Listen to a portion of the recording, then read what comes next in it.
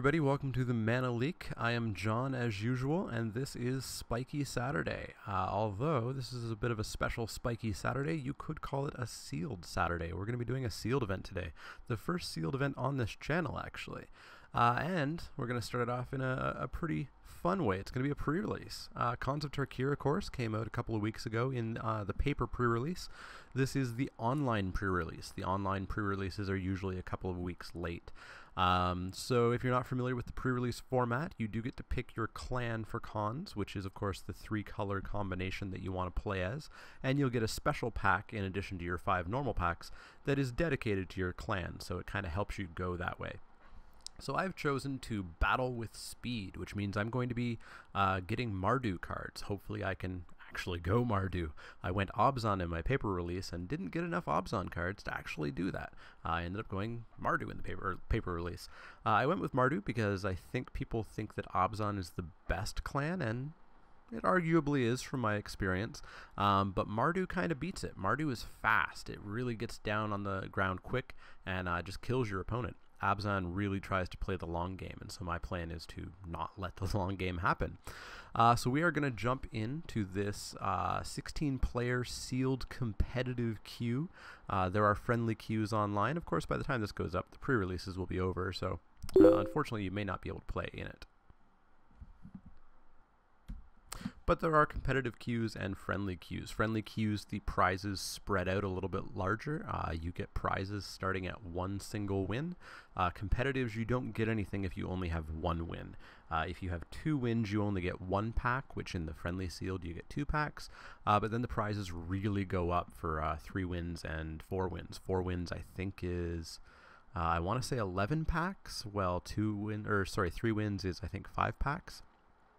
In the friendly sealed, it's 5 packs if you win it all and win 4 matches, and I believe 3 if you win 3. So we're going into competitive. That means we're going to be facing a little bit stiffer competition, but as long as we can get above 1 win, we'll get probably more packs. If we go 2 and 2, it may have been better if we go friendly sealed, but the difference is 1 pack, so it's not terribly that much of a problem. So we're going to jump in, pay my 20 tickets and my Khans of Tarkir event token, and then we'll just have to wait for 5 more people to join, which will be pretty quick. The pre-releases fire pretty quickly online. You usually don't have to wait more than a couple of minutes to have it jump in. But yeah, so I have not had much experience with Khans of Tarkir so far. I've only played 1 single pre-release. I have not drafted. I have not done any other sealed events, so we'll see how this goes. I'm not 100% comfortable with multicolored sets. I did not really like Return to Ravnica all that much. But I did do fairly well in my paper release. I did go 4 and 2, getting myself 16th place out of 64 people, netting myself some packs in the process. Definitely helped out that I had Sarkhan, the Red Planeswalker, in my packs, but I think I understandish the format. We'll see if that translates into my second sealed event here. So we're about to open our packs, and hopefully we got some good stuff. Hopefully we got some powerful Mardu rares. Hopefully we have enough stuff to go Mardu. So here is our pre-release pool. I'm seeing 2 Ponyback Brigades right away. That's nice. One of the first things you want to do in a sealed event is sort by your rarity. You want to see what rare, powerful. They're really what's going to help you get through the sealed event. Now, your commons and uncommons are extremely important, however. If you have a couple of really good rares, but you have nothing to support it, you might need to throw those rares away.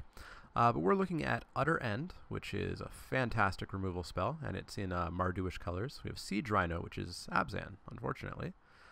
We have Sagu Mauler, 4 blue-green, trample, hexproof, and it morphs. Interesting. Mantis Rider, we have a Jeskai rare here, 3/3 Flying Vigilance haste creature, pretty powerful. We've got Keru Spell Snatcher. This you can unmorph it and it will counter a spell, and then let you play that spell for free. Pretty decent. A lot of blue rares we're seeing here. We have a colorless rare, which goes into anything, so that's something, I guess. We have a fetch land, so that's nice. That might net us a bit of value if we can resell it. And we have a Blood-Soaked Champion. 2/1, can't block. You can raid and return it back. Pretty solid Mardu card. So unfortunately, our rares aren't really pushing us Mardu. They're kind of pushing us Teamer, Abzan, something. So that's a little bit unfortunate. But let's see what we have to support. Let's start off with Mardu, the color that we chose. So we're going to be looking at black, red, and white. We have Einok Bondkin, which is good. Goes into Abzan a little bit more with the Outlast mechanic, but does what it does. Mardu Horde Chief, quite good. So the Mardu mechanic is raid. Basically, if you have attacked with something, when these creatures come down, they do something extra. So in this case, this guy gets you a 1/1, which is pretty solid. Rush of Battle is a very, very bad Sanctified Charge. It's a sorcery. It doesn't give your guys first strike. It's not great. Salt Road Patrol is just a 2/5 with Outlast. Nothing terribly fantastic. Timely Horde Mate. When it comes into the battlefield, you can return target creature with converted mana cost 2 or less. We'll have to think about that. We do have 2 Einok Bondkins. We have a Bloodsoaked Champion who would come back anyways. This is to the hand. Oh no, it's to the battlefield, so we wouldn't have to pay the raid cost there. So we can think about putting 1, possibly 2 of those in. And let's move over to our black. We have Dead Drop, which is great. It's 9 and a black, but Sultai, the black, blue, green? Sure, black, blue, green. Let's say that. Clan has Delve, which is you can cheapen the cost of spells and creatures by exiling cards from your graveyard. So while this is 9 black on the card, we hope to cast this for 3 black, 4 black, and target player sacrifices 2 creatures. That's huge. So that's in for sure. Krumar Bondkin is a morph card, a vanilla morph card. Not great. The black's not looking good. Debilitating Injury is quite good. Ruth the Ruthless Ripper is decent. Belling Saddlebrood is okay. We might have to look into our blue and see what we have. We have almost no green, however, so that's possibly hurting the Teamer and the Abzan possibilities. I do see 2 Chief of the Edges over here, though, so that's quite good. We need to keep an eye out for warriors. We have Einok Tracker, which is not a warrior. It's a Hound Scout, and not that great. Arrow Storm is pretty good. Deal 4 damage to target creature or player, and if you attack that turn, it's 5 damage. Fan of that for sure. Mardu War Shrieker is fantastic. It has raid. If you attacked with a creature, you get Mardu mana. You get black, red, white. So you can morph a creature. You can help cast something else. It definitely kind of powers things out. Hordling Outburst, you get 3/1/1 goblins. It'd be a lot better if they were 3/1/1 goblin warrior tokens, or if they were just warrior tokens. But they're not, unfortunately. Is it instant speed? It's sorcery speed, too. Don't terribly want to put that in. Prowess is the Jeskai mechanic. Whenever you cast a non-creature spell, creatures who have Prowess get +1/+1. It's pretty decent. But I'm seeing an Arc Lightning here, which is very good. Deal 3 damage divided however I want it, between 1, 2, or 3 creatures or players. That's in for sure. Active Treason. I don't like Active Treason, and I hate remembering that it's in a format. I have been blown out by Active Treason so many times. It's really hard to play around. But I'm not going to include it right away in my deck. Chief of the Edges are in for sure. How many warriors do I have? Is Bloodsoaked? He's a warrior, so that's 1. These guys are not. Those are soldiers. So we've got 1. The 2 Chief of the Edges will pump each other, I suppose. Horde Chief's a warrior. Horde Mate's a warrior. Saddlebrood's a warrior. So we've got some warriors. Ponyback Grade, Goblin Warrior, awesome. So yeah, we've got some warriors to support it.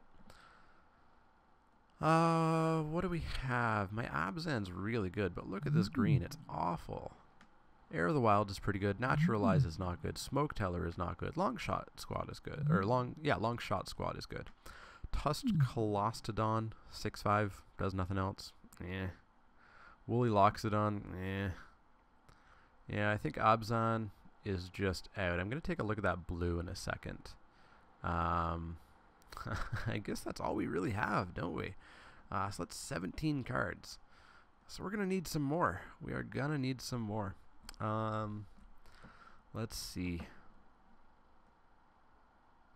Alright, let's take a look at the blue just in case. 2 Treasure Cruises. Treasure Cruise is really good.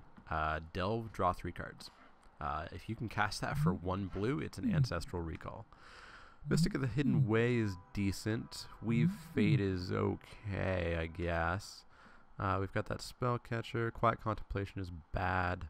Disdainful Stroke is pretty good. Yeah, I think we just have to ignore blue and green, which means we are out on Teamer. It means we are definitely out on Abzan.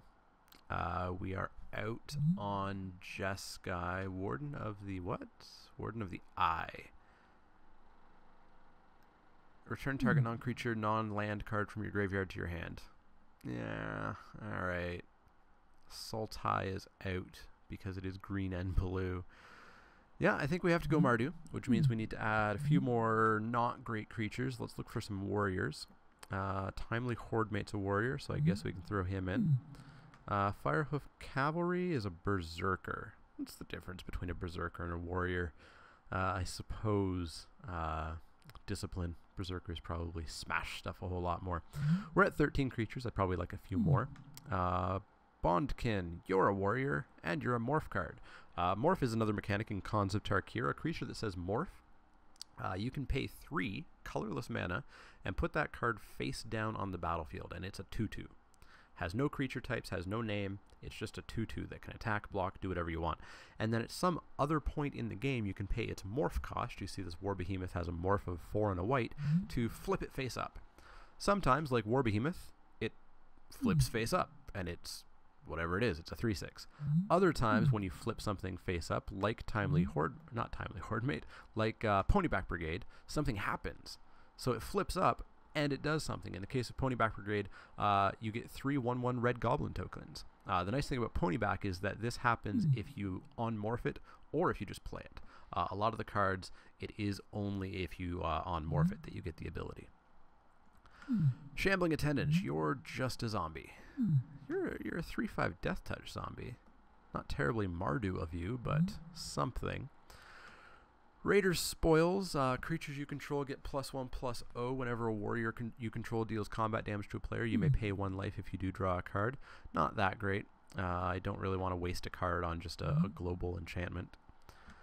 Bitter Revelation, look at the top 4 cards of your library, put 2 of them into your hand, the rest into your graveyard, you lose 2 life. It's kind of like a Sign in Blood, and it enables Delve, but I don't want to be delving too much. I have Dead Drop, and I think that's it.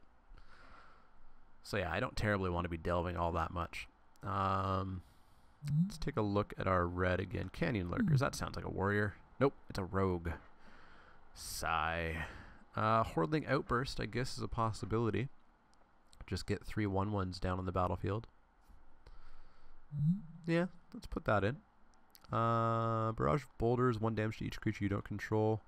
Ferocious is the Teamer mechanic. Ferocious is if you control a creature with power 4 or greater, the spell or creature gets a little bit better or does something extra.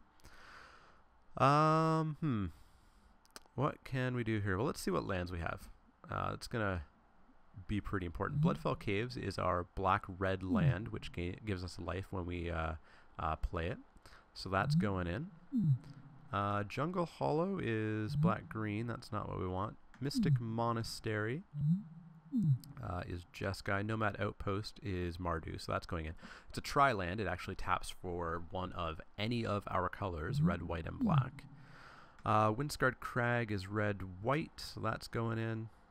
So we've got 3 fixing lands. Prefer a little bit more. What's Ghostfire Blade? Pay 1 to cast it. Equipped creature gets +2/+2. Equip is 3. And it costs 2 less, so it's only 1 if a colorless creature holds it. So if a morphed creature most likely holds it. So that would be Ponyback Brigade, Krumar Bondkin. And that's it. Not great. We could think about putting a banner in, but I don't really like the banners, I suppose. Perhaps. What do I need? I need probably 2 more cards to get to 22 playables, and then I would do 18 lands. 18 lands sounds like it's probably what you want to be doing in this format most of the time. So we're looking at, what are we looking at? We're looking at Inoc Tracker possibly. We're looking at, what's Bloodfire? Prowess. What would activate Prowess? Dead Drop, Arrow Storm, Hordling Outburst, Arc Lightning, Debilitating Injury, Utter End. 6 ways to activate Prowess. It is a 3-1 for 3. I do like 3-1s for 3s. So we're looking at that possibly. We're looking at Shambling. Well, no, I don't think we're looking at Shambling Attendant. Oh, I didn't even realize I have a Take Up Arms. Take Up Arms is going in for sure. It's an instant, and it makes 3 1/1 warriors. It's Raise the Alarm, except it costs a whole lot more than Raise the Alarm does for that 1 extra token. But they're warriors, which means with my Chief of the Edges, they are 2/1s. If I have both Chief of the Edges out, they are 3/1s, which is pretty good. So that's going in for sure. So discounting these 2, we are at 21. So I need 1 more card. Let's see. Combat Trick with Defiant Strike. I could always consider splashing Siege Rhino. I would only need a green for it. Do I have any? Yeah, I have, not that. I have Jungle Hollows, which are black, which I want, and green, which would splash for Siege Rhino. So yeah, let's get risky here and splash a Siege Rhino. Come on, get in there. Splash a Siege Rhino. So there we go. We've got 22 cards. We've got 3 fixers totally in our colors. We're going to throw in, I think, well, Flooded Strand's going to go in. It's basically a plains. We're not going to search for an island, obviously, but we can search for a plains. Actually, let's see what it says for basic lands without any of that extra. 5/5/4/1. All right. So let's throw in that as a plains. Let's throw in that as a swamp and that as a... well, do I want to do that much? Yeah, maybe I want to do that much. What's Mystic Monastery? Jeskai. Don't need that. Blossoming Sands. And then what? 4/4/3/1. I don't know if I need that forest if I have Jungle Hollow and Blossoming Sands. That's 2 green sources right there. And I don't really have a way of searching for anything.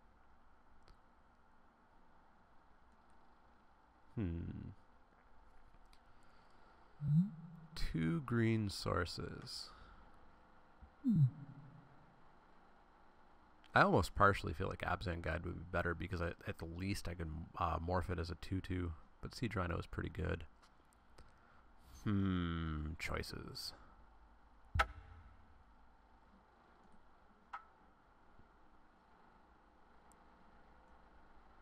How many symbols do I have? I have 1, 2, 3, 4, 5, 6, 7, 8, 9, 10, 11, 12 white. 1, 2, 3, 4, 5, 6, 7, 8, 9, 10, 11, 12, 13 black. I might have missed that white. 13 black, 13 white. 1, 2, 3, 4, 5, 6, 7, 8 red. So I obviously have a lot less red. So if I take away that forest, would I want a plains or would I want a swamp? Well, what do I have that's low end? 1, 2, 3. 1, 2, 3. I guess I would want... I don't actually know. 1 more black or 1 more white? I don't know if it terribly matters. I could go 1 more red.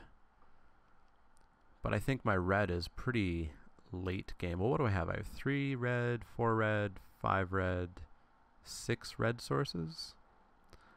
4, 5, 6, 7, 8 white sources. 4, 5, 6, 7, 7 black.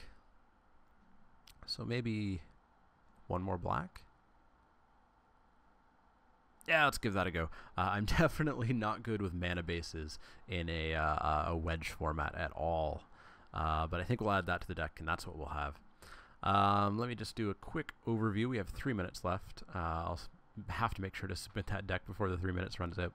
So my Abzan looked pretty good. I've got the Abzan Guide. I've got Abzan Charm even, which is quite decent. Utter End, Bloodsoaked Champion, Ruthless Ripper, Chief of the Edges, Debilitating Injury, Einok Bonkins, Mardu Horde Chief. Well, let's do this. Let's take out the Mardu cards. 1, 2, 3, 4, 5, 6. So that's 6 Mardu cards out. Do I have 6 Abzan cards to go in? 1, 2, 3, 4, I guess. I don't terribly, and I don't think they're stronger than the Mardu cards. I think Ponyback Brigade is quite strong in this deck. Aerostorm, Arc Lightning, quite good. Mardu Warshrieker, quite good. So I think Abzan is out. Other options that we have are red, white to go Jeskai. Doesn't terribly work. Even though I do have that Mantis Rider, which is really good. Sultai is out. I do not have the green to support it. The blue is out. So yeah, I think this is what we can build here. Options that I haven't included are War Behemoth. It's just a big blocker. That's much more Abzan-y. Salt Road Patrol, same thing. Quite Abzan-y. Rush of Battle, not good. Brave the Sands, absolutely awful. You do not want that card in your deck. Firehoof Cavalry. It's a 1/1 for 1. You have to pay 4 to make it a 3/1 with Trample. No. Erase is a solid sideboard card. I need to remember that I have that.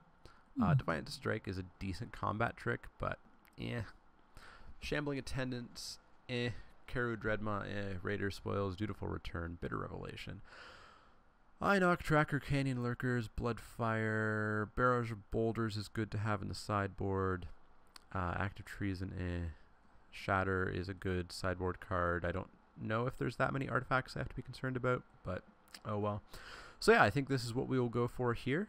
This is our Mardu deck splashing a green for a Siege Rhino. So we'll submit this, and I will see you for round 1, which should be pretty shortly.